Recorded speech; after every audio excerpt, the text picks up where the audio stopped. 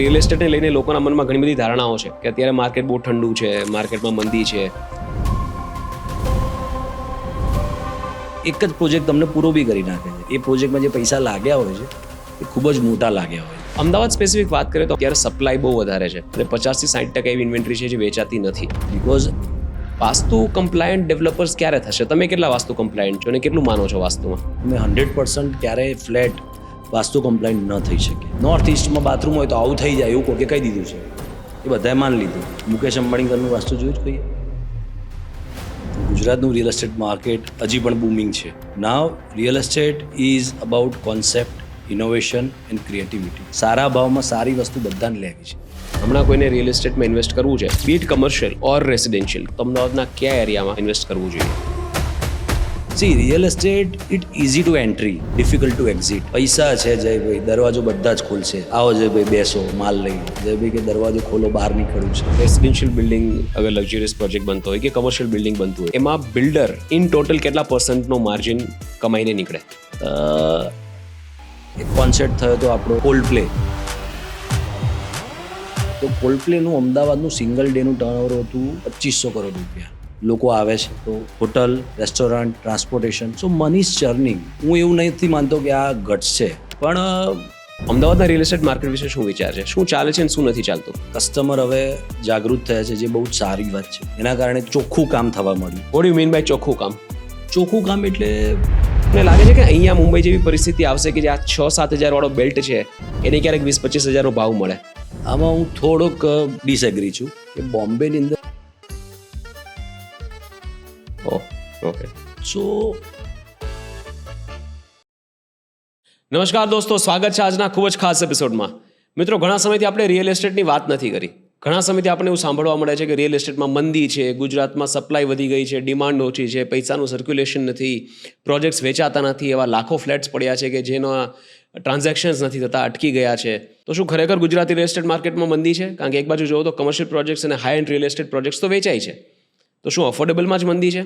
આવા ઘણા બધા પ્રશ્નો રિયલ એસ્ટેટ વિશે ઘણા બધા લોકોને છે. તો આપણે એવું વિચાર્યું કે આપણે કોઈ એવા વ્યક્તિને બોલાવીએ જે ઇન્ડસ્ટ્રીની અંદરથી જાણે છે, જે પોતે ઇન્ડસ્ટ્રીમાંથી હોય, જેને રેસિડેન્શિયલ, વીકેન્ડ, કમર્શિયલ, અફોર્ડેબલ બધા પ્રોજેક્ટ્સનો અનુભવ હોય, એવી કોઈ વ્યક્તિ સાથે આપણે કોન્વર્ઝેશન કરીએ અને રિયલ એસ્ટેટને ફરી પાછું ડીકોડ કરીએ આપણી ઓડિયન્સ માટે. અને આ વાતો કરવા માટે આજે આપણી સાથે ઉપસ્થિત છે શ્રી ચિરાગભાઈ રાવ, જે ક્રોમ ગ્રુપના ફાઉન્ડર છે. ક્રોમ ગ્રુપ ઘણા સમયથી રિયલ એસ્ટેટ માર્કેટમાં એક્ટિવ છે. ચિરાગભાઈ પોતે સિરિયલ ઓન્ટરપ્રિનર છે. છેલ્લા 15 વર્ષથી રિયલ એસ્ટેટ માર્કેટમાં અલગ અલગ રીતે જોડાયેલા છે. એમણે રેસિડેન્શિયલ પ્રોજેક્ટ્સ કરેલા છે, અફોર્ડેબલ વીકેન્ડ વિલાસ પણ કરેલા છે, લક્ઝરિયસ સેગમેન્ટમાં પણ એમને કામ કરેલું છે અને કમર્શિયલ પ્રોજેક્ટ્સ પણ એમને કરેલા છે. એમના 3 પ્રેસ્ટિજિયસ પ્રોજેક્ટ્સ અમદાવાદમાં સિંધુ ભવન રોડ પર ઓલરેડી ખૂબ જ સક્સેસફુલ છે.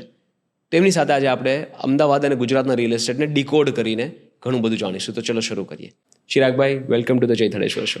થેન્ક યુ જયભાઈ. ચિરાગભાઈ, જે તમે વાત કરી કે અત્યારે રિયલ એસ્ટેટને લઈને લોકોના મનમાં ઘણી બધી ધારણાઓ છે, ઘણી બધી વાતો થાય છે. જેમને પ્રોપર્ટી લેવી છે એ લોકો તો વાતો કરે છે, જેમને નથી લેવી એ લોકો પણ એટલી વાતો કરે છે કે અત્યારે માર્કેટ બહુ ઠંડુ છે, માર્કેટમાં મંદી છે, માલ વેચાતો નથી, સર્ક્યુલેશન નથી થતું પૈસાનું. તો તમારા હિસાબે અત્યારે ગુજરાતનું રિયલ એસ્ટેટ માર્કેટ કેવું છે? સો અકોર્ડિંગ ટુ મી, ગુજરાતનું રિયલ એસ્ટેટ માર્કેટ હજી પણ બૂમિંગ છે. તમે એમ કીધું કે મંદી છે, નથી વેચાતું, તો એ લાગુ ક્યાં પડે છે કે જે લોકો ટ્રેડિશનલ વેથી ડેવલપમેન્ટ કરી રહ્યા છે. યસ, જે લોકો નોર્મલ સ્ટાઇલથી જે ડેવલપમેન્ટ કરી રહ્યા છે, જે જૂની ઢબથી જે ચાલી રહ્યા છે એ જ ચાલી રહ્યા છે, અપગ્રેડ નથી થયા, તો એ લોકો પાસે મંદી 100% છે. Now real estate is about concept, innovation and creativity. દરેકને નવું જોઈએ છે, લાઇફસ્ટાઇલ બધાની અપગ્રેડ થઈ છે. તો if you do some creative projects, કશું આઉટ ઓફ ધ બોક્સ તમે કરો છો, તો definitely you have a very good sales અને you get the very good your group of the people also, અને એ રેફરલ જ તમારો બિઝનેસ ઇમ્પ્રૂવ 100% રિયલ એસ્ટેટમાં આપે છે. So the point is creation out of the box, અને creativity કરતો હોય તેના માટે મંદી ક્યારેય દેખાતી નથી. જેમ અમે લાસ્ટ 1.5 year પહેલાં એક વીકેન્ડનો પ્રોજેક્ટ લોન્ચ કર્યો હતો. That was inspired from the Netherland. અચ્છા. હવે જનરલી તમે વીકેન્ડ પ્રોજેક્ટ ફાર્મ હાઉસમાં શું લોકો આપે, તો ભાઈ ગાડીનું પાર્કિંગ તો કોમન થઈ ગયું, બધા જ આપે છે. We are giving different something, કે એમાં મેં બોટનું પાર્કિંગ આપ્યું. બોટનું પાર્કિંગ? અચ્છા. અને દરેક વિલાને પ્રાઇવેટ બોટ આપી અને એનો પ્રાઇવેટ બોટિંગ એરિયા આપ્યો. So it get very curiosity of the people, અને with grace of God 25 days we sold out, 25 દિવસમાં પ્રોજેક્ટ વેચી નાખ્યો. આખો સોલ્ડ આઉટ. વાવ. કેટલા વિલાસ હતા? 77. Oh, okay. અને લગભગ 2.5 વર્ષમાં અમારા જે ઇન્વેસ્ટર હતા they got almost 75% of return. Nice. Great. એટલે મને એવું લાગે છે કે માર્કેટ બગડ્યું નથી, માર્કેટ મેચ્યોર થયું છે. કોઈ પણ માર્કેટ જ્યારે મેચ્યોર થાય ને ત્યારે શું થાય કે પહેલાં જ્યારે માર્કેટ નવું બનતું હોય ત્યારે ફ્રેન્ઝી હોય માર્કેટમાં કે કાંઈ પણ નવું બને છે, મારે જોઈએ છે, મારે લેવું છે, ત્યારે લોકો કદાચ ક્વોલિટી કે એટલું બધું કમ્પેરિઝન ન કરે, કારણ કે બધા એવરેજ પ્રોડક્ટ જ બનાવતા હોય. પછી માર્કેટ મેચ્યોર થાય, કસ્ટમર થોડો એડવાન્સ થાય, કસ્ટમરનું નોલેજ થોડું વધે, ઘણી બધી વસ્તુઓ કસ્ટમરે જોઈ લીધી છે, જે લોકોએ જૂની વસ્તુઓ ખરીદેલી છે એ લોકોના ફીડબેક્સ આવી ગયા છે. હવે કસ્ટમર ચૂઝી થઈ ગયા છે કે જો સારી વસ્તુ મળે અને જો અલગ વસ્તુ મળે તો જ મારે લેવી છે, નહીં તો મારે નથી લેવી. I will wait. મારે 2 વર્ષ વેઇટ કરવું પડે તો હું વેઇટ કરીશ, પણ મને જોઈએ છે એવું જ્યાં સુધી નહીં બને ત્યાં સુધી હું નહીં લઉં. અને એટલા માટે ઘણાને એવું થાય કે મંદી છે. ઇવન તમે એવું સાંભળજો કે અત્યારે લોકો એવું કહે છે કે માર્કેટમાં કેશ કે ફ્લો લિક્વિડિટી નથી. હવે જે વસ્તુની કિંમત સપોઝ 100 રૂપિયા છે આજે એક્ઝામ્પલ તરીકે, એ જ વસ્તુ સારી જ વસ્તુ કોઈ 70 રૂપિયામાં આપે છે તો લોકો પાસે તરત પૈસા છે, તો એ 70 રૂપિયા ક્યાંથી આવ્યા? It means liquidity is there. પૈસો દબાયેલો છે, લોકોએ સંગ્રહી રાખ્યો છે, સારા ભાવમાં સારી વસ્તુ બધાને લેવી છે.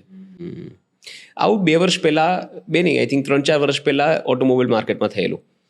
તો ઓટોમોબાઈલ્સનું સેલ કોન્સ્ટન્ટલી ઘટતું હતું, કોન્સ્ટન્ટલી ઓછું થતું હતું. અને કોઈ પણ ઇકોનોમીની જે સ્ટ્રેન્થ છે, ઇકોનોમીનું જે પાવર છે, એ પહેલાં ઓટોમોબાઈલ્સના સેલ્સથી મપાતું. કે જો તમારું ઓટોમોબાઈલ્સનું sales year by year grow થાય છે તો તમારી ઇકોનોમી પણ હેલ્ધી છે, ગ્રો થાય છે. પણ જો એ ઘટ્યું, મતલબ ઇકોનોમીમાં કંઈ પ્રોબ્લેમ છે, તો બધાને એવું થયું કે ભારતની ઇકોનોમીમાં કંઈ પ્રોબ્લેમ છે, મંદી આવવાની છે, રિસેશન છે. પછી બહારની કંપનીઝ આવી, કેયા ને એમજી ને બધા, અને એકદમ અલગ જ ટાઈપના પ્રોડક્ટ્સ એકદમ અફોર્ડેબલ પ્રાઇસમાં. કે એમના ઘણા બધા એવા પ્રોડક્ટ્સ હતા કે જે BMW, મર્સિડીઝ જેવી જે German cars, high and cars હોય, એના અમુક ફીચર્સ એ લોકોએ નોર્મલ કાર્સમાં આપવાના શરૂ કરી દીધા, કે જે કદાચ 11-12 થી 20 લાખની ગાડી હોય તો લોકો પાસેથી પૈસા નીકળ્યા અને રેકોર્ડ બ્રેકિંગ સેલ્સ એ લોકોને આવ્યા. અને પછી જે લોકલ કંપનીઝ હતી એ લોકો પણ એડવાન્સ થયા. જે એવી કંપની કે સારા પ્રોડક્ટ્સ છુપાવીને રાખેલા, હ્યુન્ડાઈ જેવી કંપની કે જે બહાર વેચતા હતા, ભારતમાં નહોતા લાવતા, એ લોકો એ પ્રોડક્ટ્સ પાછા ભારતમાં લાવવાના શરૂ કરી. અને ઓટોમોબાઈલ્સ અત્યારે યર બાય યર ગ્રો જ કરે છે. Tata is the best example. Tata, yes. એટલે એવું છે કે લોકો પાસે પૈસા હોય, એમને સારું પ્રોડક્ટ આપો તો પૈસા નીકળે છે. એટલે કઢાવો છો કેવી રીતે ને કરો છો કેવી રીતે? તમે અત્યારે કયા પ્રોજેક્ટ્સ કરો છો? તમારું રિયલ એસ્ટેટનું બેકગ્રાઉન્ડ શું છે? અને શું કામ લોકોએ તમને સાંભળવા જોઈએ? રિયલ એસ્ટેટ ફર્ટેનિટીના એક મેમ્બર તરીકે, રિયલ એસ્ટેટ ઓન્ટરપ્રિનર તરીકે, અને એક રિયલ એસ્ટેટને અંદરથી જાણતી વ્યક્તિ. તો તમારું જરા બેકગ્રાઉન્ડ તમે લોકોને આપો તમારા શબ્દમાં. I started my real estate journey with the 1 and 2 BHK apartments, જે અફોર્ડેબલ સેગમેન્ટમાં હતા, જેની વેલ્યુ લગભગ 5 લાખ રૂપિયા અને 10 લાખ રૂપિયાના ફ્લેટ હતા. પણ from that day the point always as a developer or as a good sales person, how you understand the demand, how you understand your customer, અને એમને કેટલો કમ્ફર્ટ અને ઇઝ તમે આપો છો, that is your best part for the sales and creativity. Real estate fraternity માટે જ્યારે બી તમે કોઈ પ્રોજેક્ટ કરી રહ્યા છો તો એ માર્કેટની ડિમાન્ડ સમજ્યા પછી જ જ્યારે પ્રોજેક્ટ કરો કે this area is required or lacking point you have to find as a developer, that is your smartness. કે this ticket size, this design, this concept is not in a market, then it is your winning point. So your concept and lacking point શોધવો as a developer એ સૌથી મહત્ત્વની વસ્તુ છે. Okay. અને હમણાં તમારા કયા પ્રોજેક્ટ ચાલે છે? We have completed last 2 commercial projects on Sindhu Bhavan, Amalga and Atlanta. And right now we are doing 2 residential project. એક અમારો શીલજમાં છે, which is a very good concept. જેની અંદર મેં હમણાં જે કોન્સેપ્ટની વાત કરી, so we are giving every apartment private swimming pool. So 22 story બિલ્ડિંગમાં દરેક ફ્લેટનો પ્રાઇવેટ સ્વિમિંગ પુલ છે. ગાંધીનગરમાં એક એવો 3 BHK કરીએ છીએ કે જેમાં દરેકના ડ્રોઈંગ રૂમની હાઇટ 22 ફૂટ છે અને એમાં 5 બાલ્કની છે. 5 બાલ્કની 3 BHK આખા ફ્લેટમાં 3 BHK? વાવ. 3 BHK માં યુઝ્યુઅલી એકાદ મળતી હોય લોકોને. Right. So that's a 2 residential project we are going. અને વીકેન્ડનો જે મેં પ્રોજેક્ટની વાત કરી એમાં અત્યારે અમે નવું એક્સપાન્શન કરી રહ્યા છીએ, એટલે weekends is also going on right now. Understand. Okay, હવે તમે ઓલરેડી આટલા પ્રોજેક્ટ કમ્પ્લીટ કરી લીધા, એમાં બધા આવી ગયા, રેસિડેન્શિયલ પણ આવી ગયા, વીકેન્ડ હોમ્સ પણ આવી ગયા અને કમર્શિયલ પ્રોજેક્ટ્સ પણ આવી ગયા, એટલે તમે અલગ અલગ પ્રકારના બધા કસ્ટમર્સ સાથે ડીલ કરી લીધું છે, રાઈટ? તમારા હિસાબથી અત્યારના રિયલ એસ્ટેટ કસ્ટમર્સ કેવી રીતે વિચારે છે? હમણાં કોઈને રિયલ એસ્ટેટમાં ઇન્વેસ્ટ કરવું છે, બીટ કમર્શિયલ ઓર રેસિડેન્શિયલ, કેવી રીતે લોકો વિચારે છે? મને ત્રણેય કેટેગરીના કસ્ટમર્સની થોટ પ્રોસેસ જણાવો તમારા એક્સપિરિયન્સથી. કમર્શિયલના જે બી ઇન્વેસ્ટર્સ છે Jaybhai, they are very clear about there ROIs. અને જેમ કમર્શિયલમાં ઇન્વેસ્ટમેન્ટ કરો છો તમે, એટલે જ્યારે માણસ કમર્શિયલમાં ઇન્વેસ્ટમેન્ટ ક્યારે કરતો હોય, because he has achieve some his goals in a life. Now he wants a rental income, because rental, your passive income is your second son or brother who is earning for you. એટલે એ લોકો મોર conscious છે about their rental ROIs, કે ground ફ્લોરના showroom છે તેમાં 5% થી 5.5% ROI હોય, office buildings હોય તો એની અંદર 6.5-7% ROI હોય, અને ઇફ ડુ ઇન્ડસ્ટ્રીયલ લીઝિંગ કરો છો તેમાં 7 થી 8% ROI છે. તો જે કમર્શિયલ ઇન્વેસ્ટમેન્ટ કરે છે, obviously he will go for the ROI, અને early entry while designing a project, they take the entry and finishing of the project they take exit. તો ત્યારે પણ એ લોકો બહુ જ હેન્ડસમ સારા પૈસા બનાવતા હોય છે. રેસિડેન્શિયલની અંદર ઇન્વેસ્ટર્સ હાઈ એન્ડ ટિકિટ સાઇઝની અંદર ઓછા છે, કે કોઈ 10 કરોડનો અપાર્ટમેન્ટનો તેમાં ઇન્વેસ્ટર નહીં આવે, યુઝર જ આવશે. યુઝર જ આવશે, એન્ડ યુઝર. તો when you talk about the luxury and high end residentials, તો there are very less investors but there are end users more. રેસિડેન્શિયલની અંદર ઇન્વેસ્ટર જે મીડિયમ સાઇઝ છે 2000 થી 3000 સ્ક્વેર ફીટ, એની અંદર ઇન્વેસ્ટર્સ એન્ટ્રી કરે છે, બિકોઝ એમાં સ્ક્વેર ફીટનો એરિયા વધારે થયો. Like if you take one office તો 1000 સ્ક્વેર ફીટની હોય, whatever profit you are getting on 1000 square feet, તો મલ્ટિપ્લિકેશન 1000 જોડે થયું, અને રેસિડેન્શિયલમાં 2 to 3000, it is 3 times. So residential is also very good investment product, પણ એમાં when to enter or when to exit, that is a very important point. Because કોઈ બી project છે તો એનો ગ્રોથ છે ને 4 વાર આવે.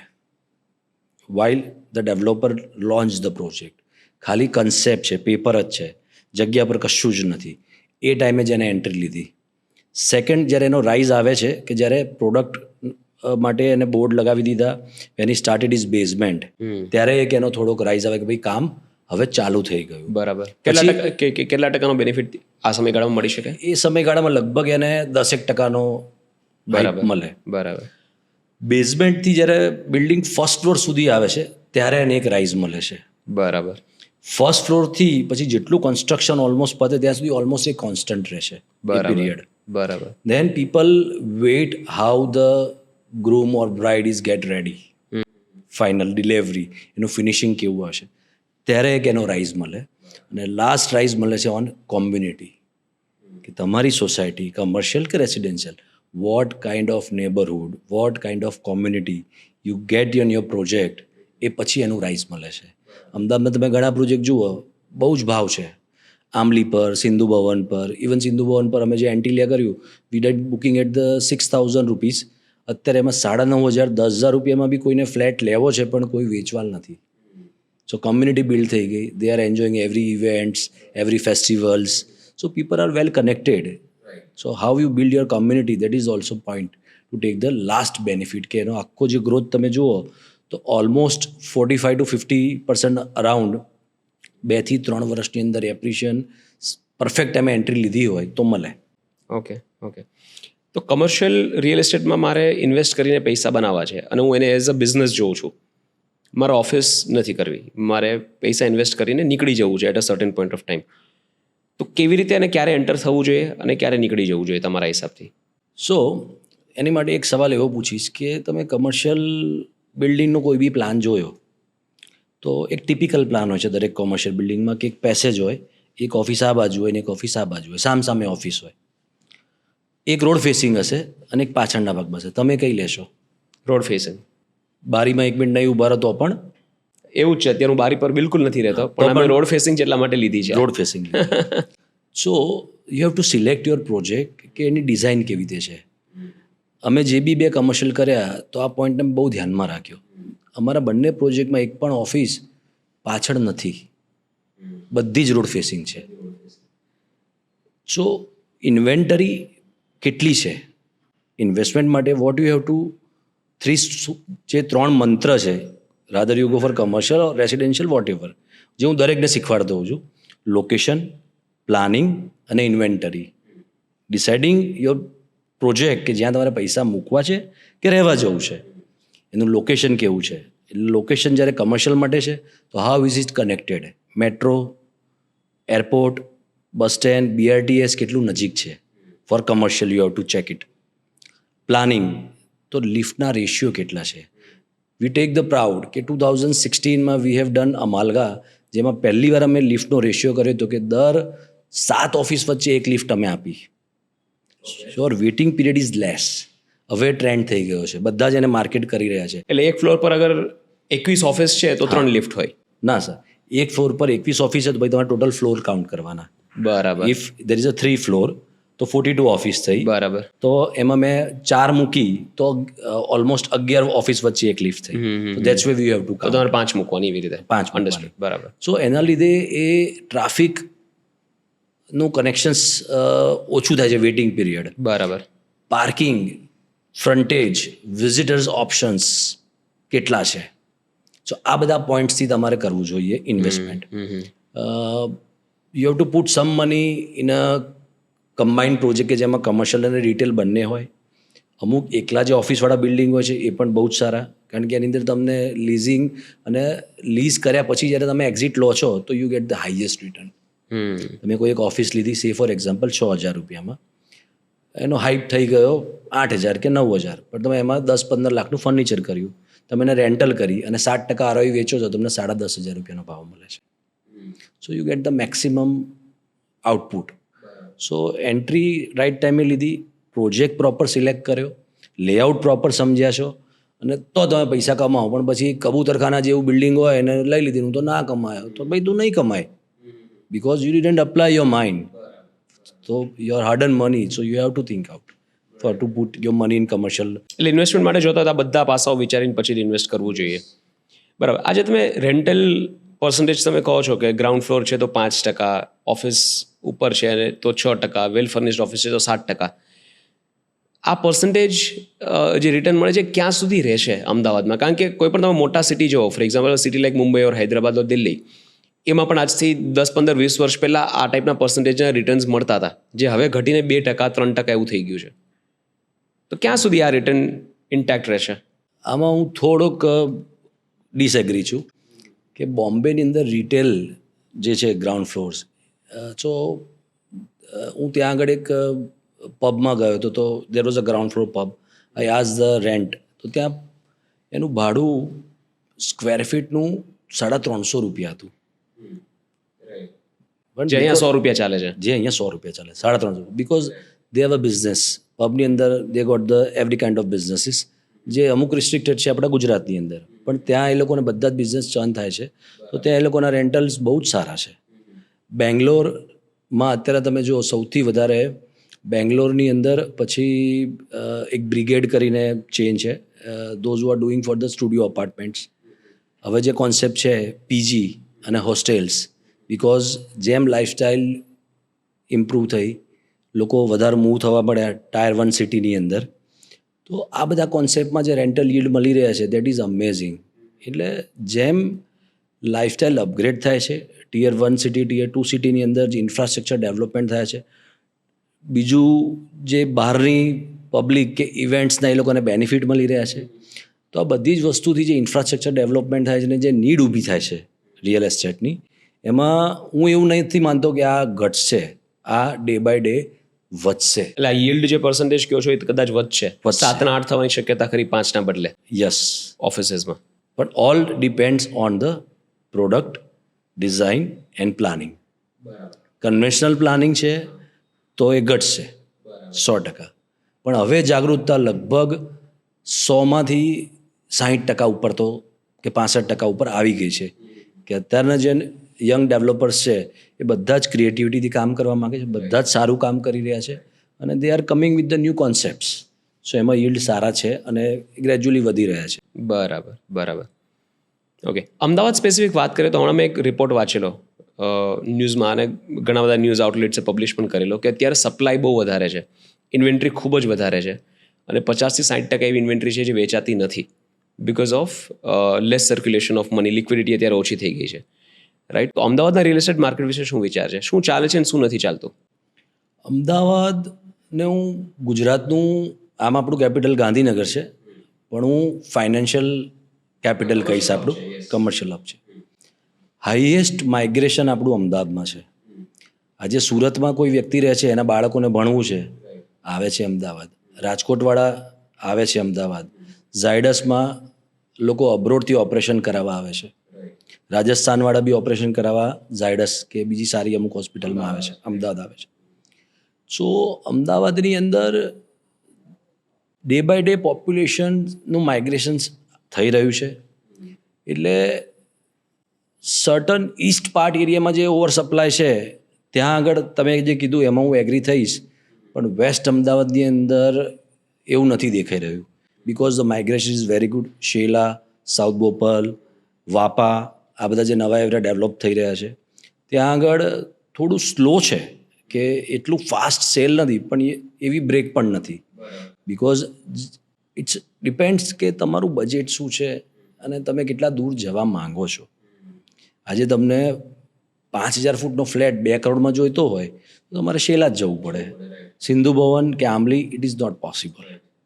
પણ Sindhu Bhavan, Ambli, those who want to stay in a certain lifestyle, એ એરિયામાં તો પ્રોબ્લેમ છે જ નહીં. જે હાઈ એન્ડ લક્ઝરિયસ આઇટમ્સ છે એમાં તો કોઈ તકલીફ છે જ નહીં.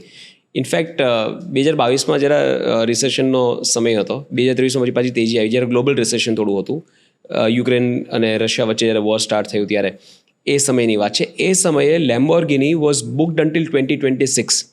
એ 2026 સુધી કોઈ ડિલિવરી એમની પાસે અવેલેબલ નહોતી એ મંદીના સમયમાં. એટલે જે હાઈ એન્ડ લક્ઝરિયસ આઇટમ્સ છે એ તો સેલ આઉટ થઈ જાય છે, એમાં વાંધો નથી આવતો, કારણ કે લોકો પાસે પૈસા પડ્યા જ હોય. It's just a matter of choice કે એમને જો એવી વસ્તુ મળે એટલે પૈસા કાઢીને આપે.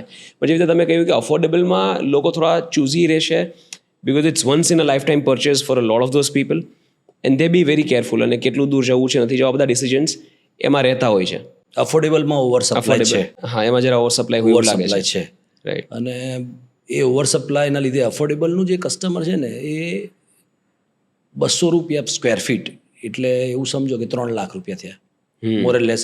1600-1700 સ્ક્વેર ફૂટનો ફ્લેટ હોય, બરાબર, એ 3 લાખ માટે એ મૂવ કરી જાય, મૂવ કરી જશે, એટલે ફર્યા કરે. હવે ઓપ્શન જ્યારે વધતા હોય ત્યારે એક તો એ કન્ફ્યુઝ થાય, અહીં લઉં, આ સસ્તું આપશે, આ સસ્તું આપશે. સો દે આર મૂવિંગ. અને એક પોઈન્ટ પેઇન આવી જાય કે અત્યારે બધા જ પોતાની કેપિટલથી ધંધો કરે છે એવા ડેવલપર ઓછા, અને જે બજારના રૂપિયે ધંધો કરવા નીકળ્યો છે તો એ ભાવ તોડીને બી વેચશે. પછી હું એના પર પાછો આવીશ. આ બહુ ઇન્ટરેસ્ટિંગ પોઈન્ટ તમે રેઝ કર્યો છે. We will come back to that. Last question on the market scenario. એક રિયલ એસ્ટેટ એક્સપર્ટ તરીકે તમને શું લાગે છે કે જે જૂના એરિયાઝ છે, જે અત્યારે કે ને charm of the city or heart of the city જેને આપણે કહીએ, ફોર એક્ઝામ્પલ હું વસ્ત્રાપુરમાં રહું છું, હવે એ એરિયા ધીરે ધીરે જૂનો થઈ જશે, કારણ કે Ahmedabad the premium side is moving towards west. હવે વેસ્ટમાં પણ એક લેવલ પછી પાછું અફોર્ડેબલ પણ સ્ટાર્ટ થાય છે. તો જે વચ્ચેનો પટ્ટો છે ત્યાં બધું લક્ઝરિયસ બિલ્ડિંગ્સ બને છે, હાઈ એન્ડ પ્રોડક્ટ્સ બધી ત્યાં બને છે, અને ત્યાં પ્રાઇઝીસ બહુ ઝડપથી વધે છે. હવે જો આને કોઈ બીજા મોટા સિટી સાથે કમ્પેર કરું, કારણ કે Ahmedabad eventually will travel that journey, eventually will become a city like Hyderabad or Mumbai or Delhi. મોટું સિટી બનતું જાય છે, અને ઓલિમ્પિક્સને ઘણું બધું જે પ્રોસ્પેક્ટ્સ છે અમદાવાદને કારણે, અમદાવાદમાં આવે છે, એના કારણે અમદાવાદનો ગ્રોથ નિશ્ચિત છે. તો મુંબઈમાં એવા અમુક એરિયાઝ છે કે જ્યાં એક સમયે, કારણ કે હું મુંબઈ રહેલો છું, મને ખબર છે, એક સમયે જેમાં સ્ક્વેર ફીટના પ્રાઇસ 3-4 હજાર રૂપિયા હતા, 5,000 રૂપિયા હતા, અત્યારે 20-25 હજાર થઈ ગયા છે. જૂના એરિયાઝ છે, એકદમ જૂના બિલ્ડિંગ્સ છે, રીસેલમાં આ પ્રાઇસ બોલાય છે, કારણ કે મુંબઈમાં નવી જગ્યા નથી. અમદાવાદમાં નવી જગ્યા ઘણી બધી છે, ઘણું બધું ડેવલપમેન્ટ થવાનું બાકી છે. તો તમને લાગે છે આજે જૂના એરિયાઝ છે ત્યાં પ્રાઇસ અત્યારે સ્થગિત થઈ ગયા છે? તો 7,000નો ભાવ આજથી 2-3-4 વર્ષ પહેલાં તો હજી એ જ છે. તો તમને લાગે છે કે અહીંયા મુંબઈ જેવી પરિસ્થિતિ આવશે કે જે આ 6-7 હજારવાળો બેલ્ટ છે એને ક્યારેક 20-25 હજારનો ભાવ મળે? સર્ટેન એરિયાઝ યસ, અને સર્ટેન એરિયા નો. જેવી રીતે મીઠાકડી, વસ્ત્રાપુર, જજીસ બંગલો, તો સર્ટેન કોમ્યુનિટી, સાબરમતી, શાહીબાગ, તો આ બધા એરિયામાં જવાબ છે હા. કે જે particular community, Marwadi community major Shahibaug, Sabarmati, એ એરિયા નહીં છોડે. મણિનગરમાં જે રહેલો છે એને મણિનગર સિવાય નહીં ફાવે, તો એ એરિયામાં જવાબ હા આવશે. પણ અમુક એરિયા જેવા કે આશ્રમ રોડ છે, કે જે હવે દેર વોઝ અ ટાઈમ કે આશ્રમ રોડ એટલે અમદાવાદનો સૌથી ધગધગતો પહેલો રોડ એ કહેવાય. સમયનો આંબલી હતો એ. રાઈટ એના પછી એ સીજી રોડ આવ્યું રાઈટ અને પછી હવે સિંધુ ભવન આવ્યું. રાઈટ.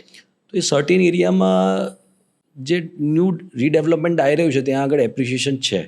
જે રીતે મીઠાગઢીમાં જે છેલ્લે જૈનનું સરસ દેરાસર બન્યું છે તો સર્ટેન કોમ્યુનિટીઝ ત્યાં જ એ જ એરિયામાં રહેવા માંગે છે. તો એ જે 6,000 વસ્તુ આજે 7-8 હજારમાં વેચાય જ છે. ઓકે પાલડી તમે જુઓ. રાઈટ. ઓકે એટલે અકલ્પનીય જે ભાવ વધારો છે શક્ય છે શક્ય છે અમદાવાદ જેવા સિટીમાં. Yes yes. ઓકે હવે આપણે તમે જે પોઈન્ટ રેઝ કર્યો કે ઘણા બધા બિલ્ડર્સ ફાઇનાન્શિયર્સના પૈસાથી બિલ્ડિંગ્સ બનાવતા હોય છે અને એમાં કંઈ ખોટું પણ નથી. બિઝનેસ એવી જ રીતે હોય કે 2-5 પાર્ટનર્સ ભેગા થાય અને અમુક ઇન્વેસ્ટર્સ આવે, પાર્ટનર્સ રન કરે આખું પ્રોજેક્ટ બનાવીને વેચે, એમનું કામ હોય અને ઇન્વેસ્ટર્સ એમાંથી રિટર્ન જોઈતું હોય. કેવી રીતે આ બિઝનેસ કામ કરે છે? કોઈ એક બિલ્ડિંગ બને છે 4 BHK નું તમે જેવું બનાવો છો એવું એક લક્ઝરિયસ અપાર્ટમેન્ટ બને છે 22 to 30 સ્ટોરીઝ એવા આઇકોનિક બિલ્ડિંગ્સ બનવા લાગ્યા છે. તો એનું સ્ટ્રક્ચર શું હોય? પાર્ટનરશિપનું સ્ટ્રક્ચર શું હોય? કયા પ્રકારના લોકો ઇન્વોલ્વ થાય છે? ક્યાંથી પૈસા આવે છે અને કેવી રીતે પૈસા બને છે? થોડો બિઝનેસ સમજાવીએ લોકોને. અમદાવાદની અંદર જ્યારે સારા એરિયા કે લક્ઝરી એરિયાની વાત કરીએ છીએ તો એમાં પૈસા તો ડેવલપરે પોતાના જ લગાવવા પડે છે. સારા એરિયાઝમાં. સારા એરિયાઝમાં કારણ કે એમાં જમીનમાં દે don't get the times. Customer હવે અવેર થઈ ગયો છે એટલે જમીનમાં પેમેન્ટની ટર્મ્સ નથી મળતી, ક્રેડિટ નથી મળતી, લાંબી ઓછી મળે છે. બરાબર. Hardly you get 8 or 7 months. બરાબર. કસ્ટમર હવે જાગૃત થયા છે જે બહુ જ સારી વાત છે. એના કારણે ચોખ્ખું કામ થવા મળ્યું. રેરા આવ્યા વોટ પછી યુ મીન બાય ચોખ્ખું કામ? ચોખ્ખું કામ એટલે ઘણા પ્રોજેક્ટ્સમાં એવું થયું કે રેરા બી નથી આવ્યું. રેરા પહેલાં લોકોએ માલ વેચ્યો. આઈ વિલ નોટ નેમ પણ રિસન્ટલી પેપરમાં આવ્યું હતું 1-2 ડેવલપર્સ શેલા બાજુ ઉઠી ગયા, લોકોના પૈસા ફસાઈ ગયા. ગિફ્ટ સિટીમાં એવું થયું. પણ એ વસ્તુની સમજ વગર જ્યારે લોકો પૈસા નાખી દીધા તો એવું થયું. પણ જ્યારે હવે આજનો જે હોશિયાર વર્ગ છે એ તરત પૂછે છે અમને કે રેરા આવી ગયું. રેરા ક્યારે આવે છે? જ્યારે ડેવલપરે દસ્તાવેજ કર્યો હોય, પ્લાન પાસ કરાવી દીધા હોય, આ બધી જ NOC મેળવ્યા પછી એને રેરા મળતું હોય છે. It means it's clear. રેરામાં જોઈ શકે છે કે પ્રોજેક્ટ લોન લીધી છે કે નથી લીધી. સો પોતાનું ફંડ અથવા bank fund depend on the perception છે દરેક વ્યક્તિનું. જેમ અમે લોકો ધંધામાં આવ્યા ત્યારથી અમારો વિચાર છે કે અમે આજ સુધી ક્યારેય પ્રોજેક્ટ લોન લીધી નથી અને આગળ લેવી નથી. તો I am not against the bank loan. પણ એક પોઈન્ટ છે કે યાર કોવિડ વખતે કમર્શિયલ્સમાં જે લોકોએ પ્રોજેક્ટ લોન લીધી હતી એ લોકોની હાલત બહુ જ ખરાબ હતી. બેંકે તો એનું વ્યાજ ઊભું ના રાખ્યું. 365 દિવસ ધંધો બંધ. વ્યાજના ગોળા રાત્રે બી એટલા જ દોડે જેટલા દિવસે દોડે છે. સો અમુક લોકો ઓવરટ્રેડ કરતા હોય છે અને અમુક લોકો લિમિટેડ કામ કરતા હોય છે. પણ લિમિટેડને સાચું કામ કરવું હોય તો તમારે પોતાના પૈસાથી જ આ ધંધો કરવો જોઈએ અને એ જ વ્યક્તિ સારો ડિલિવરી અને સારો પ્રોજેક્ટ આપી શકે છે પછી. બરાબર. If I can ask an insider question કે એક રેસિડેન્શિયલ બિલ્ડિંગ અગર લક્ઝરિયસ પ્રોજેક્ટ બનતો હોય કે કમર્શિયલ બિલ્ડિંગ બનતું હોય જેવું આ બિલ્ડિંગ છે, રાઈટ, એમાં બિલ્ડર ઇન ટોટલ કેટલા % માર્જિન કમાઈને નીકળે? ડેવલપર માર્જિનની વાત કરીએ તો in general almost 30% we can say. હા. પણ એ માર્જિન વધી ઘટી ત્યારે શકે છે કેટલું ફાસ્ટ વેચાય છે. પેસ ઇઝ વેરી ઇમ્પોર્ટન્ટ. યસ. બરાબર. What I put and what I get. મેં ક્યારે મારા પૈસા અંદર નાખ્યા અને ક્યારે બહાર કાઢ્યા અને કેટલા સમયમાં કાઢ્યા. સો again what I said earlier, how your concept, how your project and how you deliver or your positioning your company and your product, એટલા સારા પૈસા તમે કમાઈ શકો. બરાબર. બધાને પોતાનો બિઝનેસ અઘરો લાગતો હોય. યુઝ્યુઅલી તમે કોઈ પણ અરે ભાઈ આ ન કરાય, બહુ ડિફિકલ્ટ બિઝનેસ છે, આમાં બહુ બધી મગજમારી છે, અલગ અલગ ટાઈપના લોકો સાથે ડીલ કરવું પડે. તમને તમારો બિઝનેસ ઇઝી લાગે છે કે અઘરો લાગે છે? રિયલ એસ્ટેટ આમ લોકોને એવું લાગે બિલ્ડર એટલે જલસા કરવાના, શાંતિથી ફરવાનું એસી ગાડીને કેબિનમાં. પણ હવે સિનેરિયો નથી રહ્યો. We have to deal with so many government approvals. Almost we have more than 150 agencies જેના જોડે અમારા લોકોને ટાઈપ કરવું પડતું હોય છે. 150 જેટલા વેન્ડર્સ હોય એક પ્રોજેક્ટ. ડિફરન્ટ એટલે બધા જ વેન્ડર્સ જોડે ટાઈપ કરવાનું, કસ્ટમર્સ એમનું સેટિસ્ફેક્શન અને ફિનિશિંગ. સો આજે આ ધંધો કોઈ એક વ્યક્તિનો નથી રહ્યો. Always you have your 2 partners or your more family members. પણ જો સિંગલ વ્યક્તિ આ ધંધો કરવાનો હોય તો એ ઘરનાના કામનો રહે નહીં, એ વાત નક્કી. વર્ડિક્ટ ઇઝ કે અગ્રો બિઝનેસ છે, 100%. This is not for everyone. એટલે એક ઇકોસિસ્ટમ તમારી જોઈએ. હા, Partners ઇકોસિસ્ટમ જોઈએ અને તમને એમ લાગતું હોય કે કમાઈ જ લેવાનું છે બોસ, આ તો પૈસા લગાવીને, એવું માનો કે એ પ્રોજેક્ટ ના વેચાયો, ના ચાલે. અને શક્ય છે ગમે ત્યારે ગમે થઈ શકે. આંબલી પર એક બહુ જ સારો પ્રોજેક્ટ, એનું સરસ બોર્ડ થયું હતું, માલ ના વેચાયો. 3 વર્ષે પ્રોજેક્ટ આખો વેચવો પડ્યો, પાર્ટનર્સના ઇશ્યુઝ થયા, પણ એક્ઝિક્યુશન્સ અને કોન્સેપ્ટ વોઝ નોટ એક્સેપ્ટેબલ. તો એક જ પ્રોજેક્ટ તમને પૂરો બી કરી નાખે છે, કારણ કે એ પ્રોજેક્ટમાં જે પૈસા લાગ્યા હોય છે એ ખૂબ જ મોટા લાગ્યા હોય છે. સો એવું નથી કે તમે દર વખતે પૈસા કમાઓ. રાઈટ. એટલે રિવોર્ડ સારો છે પણ સામે રિસ્ક પણ એવું છે. It is high risk. એવા બીજા કોઈ એક્ઝામ્પલ તમે આપી શકો કે કોઈ બિલ્ડર સક્સેસફુલ ન થયા હોય કે કોઈ પ્રોજેક્ટ એવી ખરાબ રીતે ફેલિયર થઈ ગયો હોય કે બિલ્ડરને ઓવરઓલ એક્ઝિસ્ટન્શિયલ ક્રાઇસિસ થઈ ગયું હોય? એમ્બે વેલી, અચ્છા, Sahara. You visited the Aamby valley? હું ગયો નથી, મેં સાંભળ્યું છે એમના વિશે. So the thought he has bring, it was amazing, પણ સમહાઉ એક્ઝિક્યુશન ના થઈ શક્યું પ્રોપરલી. સો બહુ વધારે પડતો મોટો પ્રોજેક્ટ હતો એવું હતું? પ્રોજેક્ટ મોટો ગજા બારની વાત હતી એવું હતું? મોટું બી હતું, બધું જ હતું, પણ એનું એક્ઝિક્યુશન, કોન્સેપ્ટ અને એક્ઝિક્યુશન પ્રોપર ના થયું, એ પ્રોજેક્ટ ફેલ થયો. બીજા અમદાવાદમાં બરોડામાં એક પ્રોજેક્ટ એક ડેવલપરનો હતો, જે એક્ઝિક્યુશન થતાં થતાં જ ડેવલપર પાસ્ડ અવે કે બીજા પ્રોબ્લેમ્સ થયા, તો એ પ્રોજેક્ટ અત્યારે હાલત ખરાબ છે ઇન્વેસ્ટર્સની. આ તમારા જે ક્વેશ્ચનમાં અમુક વસ્તુ આઈ કેન નોટ સે with the names, that is difficult. Of course. એટલે એવા વીકેન્ડના 1-2 પ્રોજેક્ટ થયા હમણાં લાસ્ટ, કે કોન્સેપ્ટ બહુ જ સારો, પણ there was a issue in developers, લોકોના પૈસા ફસાઈ ગયા, હજી લોકો આંટા ફેરા કરી રહ્યા છે પૈસા કઢાવવા માટે. તો એવું તો થાય છે આમાં. ઓકે. રેસિડેન્શિયલ પ્રોજેક્ટ્સમાં લોકો કેવી રીતે વિચારે? જ્યારે ખરીદવા આવે ત્યારે ફેમિલીઝની ડિમાન્ડ શું હોય, કેવી રીતે લોકો વિચારતા હોય છે, કેવી રીતે ડિસિઝન લે? તમે તો ડે ટુ ડે બેઝિસ પર ફેમિલી સાથે ડીલ કરો છો રેસિડેન્શિયલ પ્રોજેક્ટમાં. રેસિડેન્શિયલ ફ્લેટ છે ને જયભાઈ, એ માણસના જિંદગીની 60-70% એની કમાઈના પૈસા એ એમાં મૂકતો હોય છે. જ્યારે આપણે એક અફોર્ડેબલ સેગમેન્ટની વાત કરીએ છીએ ત્યારે દરેક સેગમેન્ટના થોટ અલગ હોય. એટલે અફોર્ડેબલ સેગમેન્ટવાળો એ દરેક વસ્તુ એના પરિવારના બાળકોની school, grocery market, banking, public ટ્રાન્સપોર્ટેશનની સુવિધાઓ અને એમ્યુનિટીઝ કેવી મળે છે એના પરિવારને. So they are more concern in a basic amenities and connectivity પર એ લોકો એ ડિસિઝન લેતા હોય છે.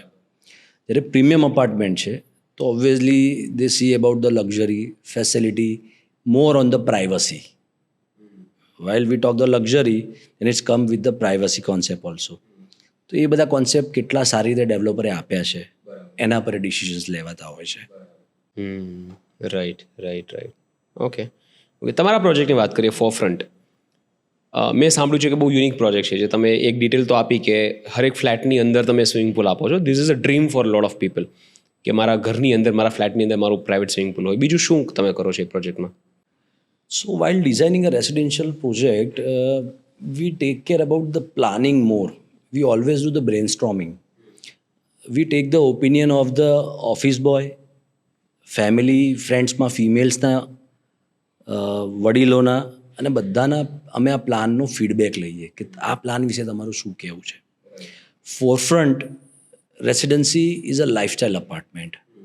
આજના દિવસમાં જ્યારે તમે એક 3 કરોડની ઉપરની ટિકિટ સાઇઝનું અપાર્ટમેન્ટ લેતા હો છો, તો ત્યાં સુધી માણસ પહોંચ્યો હોય એટલે એને એનો ટાઈમ, એનું જમવાનું, એની હેલ્થ ક્યાંક ને ક્યાંક કોમ્પ્રોમાઇઝ કરી જશે, ત્યારે એ લેવલ પર પહોંચ્યો છે. Now we want to live a quality lifestyle, a healthy lifestyle. So the concept is total on a life and health. એના પર એ પ્રોજેક્ટ અમે ડિઝાઇન કર્યો. એનો ફ્લોર પ્લાન બ્રેનસ્ટોર્મથી એવો ડિરાઈવ કર્યો કે દેર ઇઝ અ 0% સ્પેસ લોસ. આખા ફ્લોર પ્લાનમાં આપ જોશો તો 1% જગ્યા બી તમે એવી નહીં કાઢી આપો મને કે જે વેસ્ટ છે. બરાબર. જેમ કે વેસ્ટ કોને કહેવાય કે તમે કોઈ જગ્યાએ તો ગલી પડે, પેસેજ પડતો હોય ફ્લેટની અંદર જ, અને એટલો પેસેજમાં તમારો જગ્યા વેસ્ટ જતી હોય. રાઈટ. There is 0 passage. અપાર્ટમેન્ટની ડિઝાઇન આ ફોરફ્રન્ટની અમે એવી રીતે કરી છે કે ઇટ્સ અ બોલ્ડ પ્લાનિંગ. પહેલાં લોકો કેવું હતું કે ગેસ્ટને અનુરૂપ કરી અને પ્લાનિંગ કરતા હતા કે મહેમાન આવે તો શું કરે. હવે મહેમાન આવવાનો રેશિયો લિમિટેડ છે. ઓછો થઈ ગયો છે પહેલાં કરતાં. તમારા બેસ્ટ ફ્રેન્ડને તમારે ઘરે આવવું હશે કે તમારી બેનને બી ઘરે આવતા હશે તો ફોન કરશે કે ભાઈ આવું, તમે છો ને ઘરે. So we design apartment for a family કે જ્યારે એકચ્યુઅલી તમારે કેવી રીતે જીવવું છે, કેવી રીતે રહેવું છે, એક comfort zone. While family want to gather they jump into the hall area. તો ઘરના મધ્ય ભાગમાં જ અમે એક સરસ મોટો 21 ફૂટ બાય 21નો એક ડ્રોઈંગ રૂમ આપ્યો છે અને દરેક કોર્નર્સમાં વી ગિવન ધ 4 બેડરૂમ્સ. બેડરૂમ્સની અંદર બી સાઉન્ડ ટ્રાન્સફર ન થવો જોઈએ. પ્રાઇવસી ઇઝ બેટર બિકોઝ ફેમિલીમાં જ્યારે મી ટાઈમ છે ત્યારે મી ટાઈમ છે જ. જનરલી કેવું હોય કે જ્યારે 3 બેડરૂમ સાથે હોય એટલે વચ્ચે 6 ઇંચની જ દિવાલ હોય, અવાજ ટ્રાન્સફર થાય. So we took the buffers of the 2 bathrooms between the 2 bedroom. So there is a complete privacy.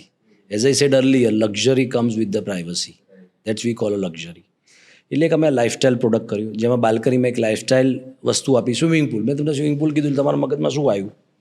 શું આપીશું? સ્વિમિંગ પુલ તમે કઈ રીતે સ્વિમિંગ કરો ફ્લેટમાં? What you feel? ડિફિકલ્ટ છે, રાઈટ? એટલે તમને એવું આવે કે ભાઈ ખાબોચિયું કરીને પાણી ભરી એવું છે ખાલી બેસવાની જગ્યા છે. શકાય. ના સાહેબ, એવું નથી. અચ્છા તમે ત્યાં અડધો કલાક સુધી સ્વિમિંગ કરી શકો. અચ્છા. So we take the technology that's call a swim spa. કે પાણી એક બાજુથી તમને ફોર્સ કરીને રેઝિસ્ટ કરે છે.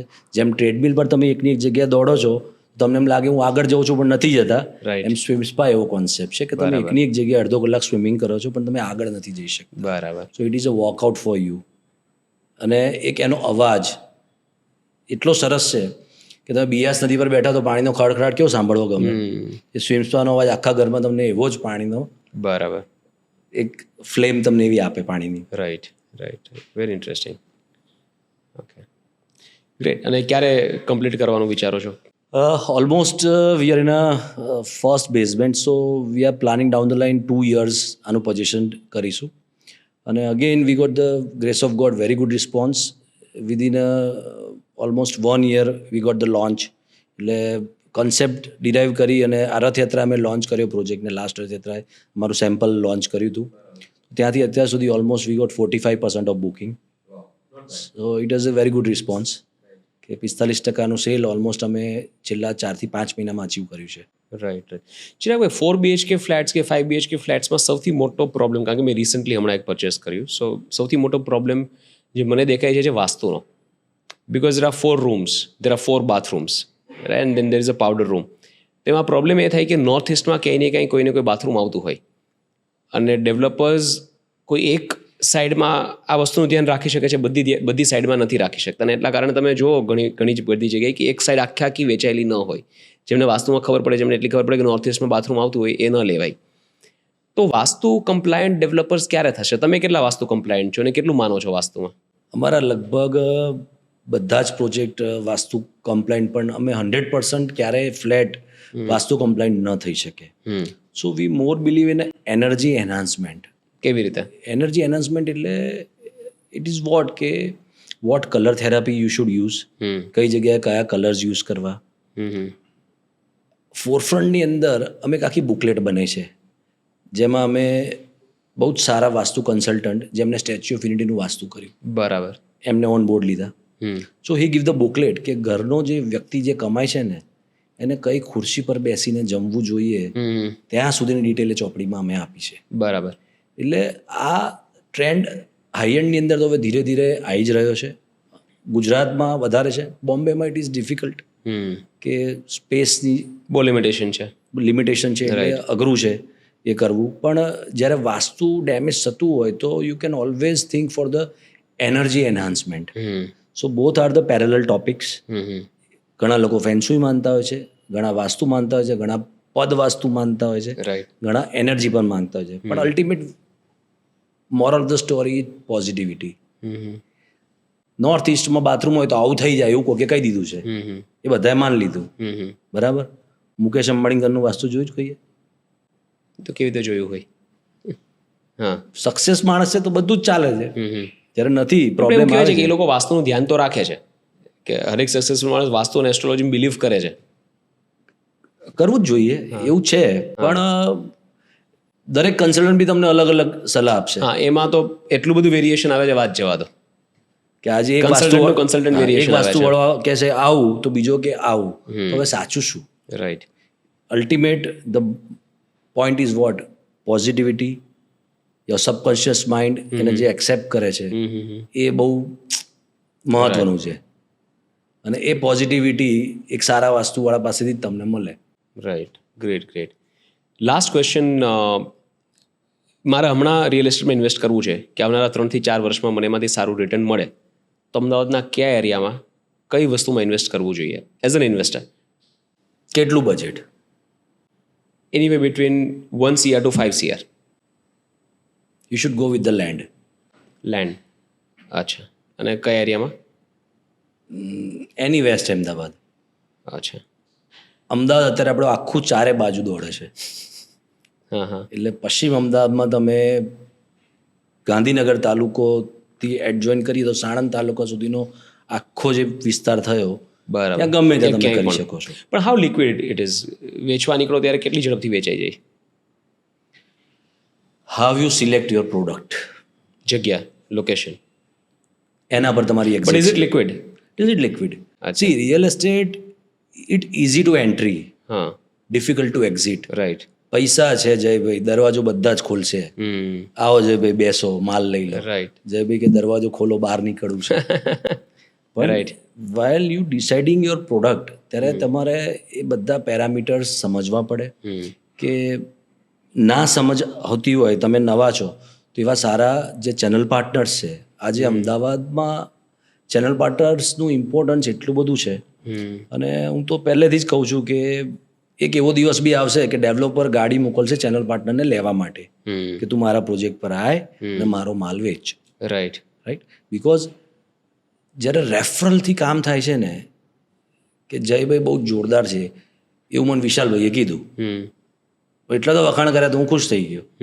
મારા વખાણ તમને રશ્મિબેને કર્યા, તમે મળ્યા પછી તમને ખ્યાલ આવે. પણ એક જ્યારે પાળ બાંધવાની છે એ રેફરલથી જ બંધાય છે. રાઈટ. એટલે you go with the good channel partners કે જેને સારા ટ્રાન્ઝેક્શન્સ હોય, કોઈ રેફરલથી હોય, that will guide you properly. Right. એટલે land is a very good source, but તમારો holding time should be 3 to 5 years. એટલો હોલ્ડ વિચારવાનો. અને આપણે એક સરસ તમને વાત કરું. 2 month પહેલાં મારી પાસે દુબઈનો એક બ્રોકર આવ્યો હતો, અને અત્યારે દુબઈ થઈ ગયું છે. એટલે મને કે સાહેબ દુબઈમાં પૈસા લગાવો. મેં કીધું કેમ લગાવું? એટલે કે 2010માં અમે એક વિલા 22 કરોડનો એક જણને વેચ્યો હતો, જે 2025માં અમે 100 કરોડમાં વેચી આપ્યો. એટલે મેં ગણ્યું તો 333% રિટર્ન થયું. એટલે મને કે કેવું કહેવાય, જોરદાર ને? મેં કીધું ના, મારું ગુજરાત ને અમદાવાદ એનાથી જોરદાર. એટલે કે કેવી રીતે? સારું. 2010માં થોડ પાસે બાવલું કરીને ગામ છે, જ્યાં વીકેન્ડનો અત્યારે કોન્સેપ્ટ બહુ સરસ ચાલે છે. 15 લાખ રૂપિયા વીઘું હતું, જે મેં એકવાર લીધું હતું. 2025માં મેં 2.5 કરોડે વેચ્યું. ઓહો. 1570% ટુ બી પ્રિસાઇઝ રિટર્ન થયું, સેમ 10 year. એક બાજુ 1570 આપણા ગુજરાત અમદાવાદમાં રિટર્ન છે, અને 333% દુબઈમાં છે. બોલો ક્યાં લગાવાય? ઓફકોર્સ અમદાવાદ. પણ that was a holding time. The point is what કે 2010માં ત્યાં 15 લાખ રૂપિયા નાખવાનું વિઝન કોઈની પાસે નહોતું કે અહીં તો કોણ આવશે, because there was no one. પણ એક થોટ પ્રોસેસ, એક વિઝન.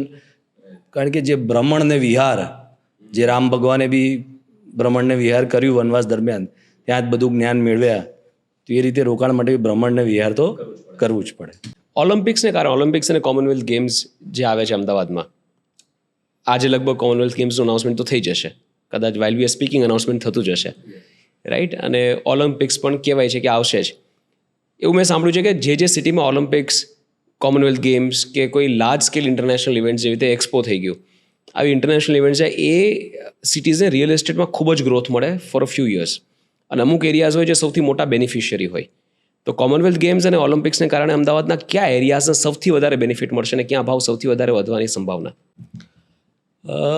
કોમનવેલ્થ અને ઓલિમ્પિક્સના લીધે 100% અમદાવાદની ઇકોનોમી 2036માં ઓલિમ્પિક આવે એટલે 2036 સુધી આ ગ્રોઈંગ જ રહેશે. કોમનવેલ્થ હતો અત્યારે પણ 2030નો છે. બાર્સેલોનામાં જ 1900 લગભગ 98 કે 2000ની સાલમાં ઓલિમ્પિક થયું હતું. એ પછી એ સિટી જે ઇન્ફ્રાસ્ટ્રક્ચર ડેવલપ કર્યું તો ટ્રીમેન્ડસ ગ્રોથ હતો. હમણાં એક કોન્સર્ટ થયો હતો આપણો ફિલ્મફેર છે, પછી એક કોલ્ડ પ્લે. તો કોલ્ડ પ્લેનું અમદાવાદનું સિંગલ ડેનું ટર્નઓવર હતું 2500 કરોડ રૂપિયા. એમાં લારીવાળાથી લઈ, હોટલવાળા, રિક્ષાવાળાથી લઈ અને હોટલ, આ બધા જ પૈસા ચર્ન થયા. અમદાવાદમાં જ્યારે આપણું સરસ સ્ટેડિયમ બન્યું, એ સ્ટેડિયમમાં બધી મેચ થાય છે, લોકો આવે છે, મેચ જોવે છે, તો hotel, restaurant, transportation, so money is churning. એનો પૈસો વલોવાય છે, જે ઠલવાય, જે વલોવાય છે, થોડોક પોતાના કોઈ ગામ લઈ જશે, થોડોક અમદાવાદમાં રાખશે, તો એ ઇકોનોમી એટલી બૂસ્ટ થયા જ કરવાની. કારણ કે લાઇફસ્ટાઇલની અંદર એ પૈસા જવાના. Food, restaurants, hotels, hostels, PG nowadays is a very good going concept in Ahmedabad. So આ બધું economy development is constantly booming in Ahmedabad because of these all outsider events જે આપણા, અને પ્રાધાન્ય ક્યાંક ને ક્યાંક બીજેપી સરકાર છે અત્યારે, તો ગુજરાત પર સાહેબનું પહેલેથી સોફ્ટ કોર્નર તો છે જ, તો એ ફાયદો આપણને મળી રહ્યો છે. પણ મોસ્ટ બેનિફિશિયરી પોકેટ્સ કયા હશે? ઓલિમ્પિક્સને કારણે કયા લેન્ડ પોકેટ્સને કયા એરિયાઝને સૌથી વધારે ફાયદો થવાની સંભાવના? That are the not precise area declared by the government. What the rumors or maybe right or જે wrong. વાતો ચાલે છે માર્કેટમાં એ હિસાબથી. ગોદાવી, રિવરફ્રન્ટ, કોબાની પાછળ જે ભાટ એરિયા છે ત્યાં આગળ, ત્યાં, અને મોટેરા પાસે, બરાબર. આ 3 એરિયા. તો અત્યારે ગોદાવીનો એરિયા જે ખરો, એ એરિયામાં અત્યારે લોકો ઘણા ખરા ઇન્વેસ્ટમેન્ટ્સ કરી રહ્યા છે. અચ્છા. એટલે ઓલિમ્પિક્સ આ જે 3 જગ્યાએ એ લોકો કરવાના છે ત્યાં આગળ એનું મેક્સિમમ અપ્રિશિએશન આવવું જોઈએ. અને જે મેટ્રો, કારણ કે ઓલિમ્પિક્સ આવશે તો કનેક્ટિવિટી અને public transport is very important, right. Right. તો anywhere the metro connectivity is there, અને એના નિયર બાય તમે તમારું કશું બી ઇન્વેસ્ટમેન્ટ કે પ્રોજેક્ટ કરો છો, it is always appreciate. Right. Alright, great Chiragbhai, ખૂબ જ મજા આવી વાત કરીને. ઘણા બધા ટોપિક્સ આપણે એક્સપ્લોર કર્યા. રિયલ એસ્ટેટને બહુ ડિટેલમાં સમજવાની આપણે ટ્રાય કરી, અને તમે પણ બહુ ખુલીને જવાબો આપ્યા. ઘણા બધા સવાલ એવા મેં પૂછ્યા કે જે કદાચ બિલ્ડર પબ્લિક પ્લેટફોર્મ પર જવાબ ના આપે, પણ છતાં you have been a spot, you have given answers very freely, openly. Thank you. Really appreciate. I enjoyed this conversation. I am sure પબ્લિકને પણ ઘણું બધું જાણવા મળ્યું હશે. Thank you so much Jaybhai. Thank you.